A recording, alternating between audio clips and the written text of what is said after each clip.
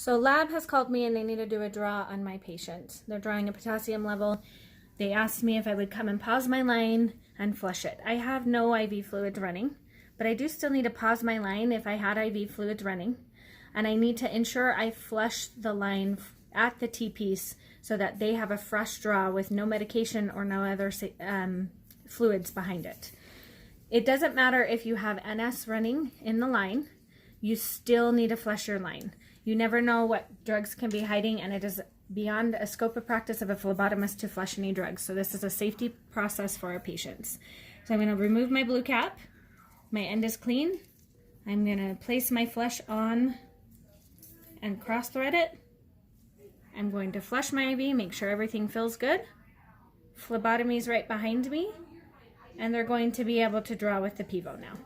I'm going to leave it intact so that when she undoes it or he undoes it, it will be nice and clean for them. So this IV looks a little bit different, and there's 2 marks right down by the T-piece. Those 2 marks signify 2 attempts that were failed to draw a blood sample by PIVO.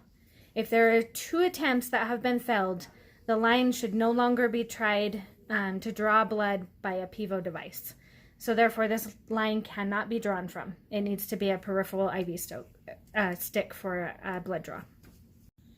So this IV was placed in an upper arm area by an ultrasound guided placement.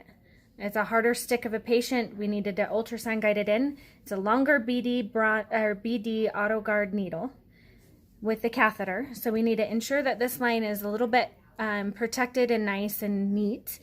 And we don't want lab to draw PIVO off of it.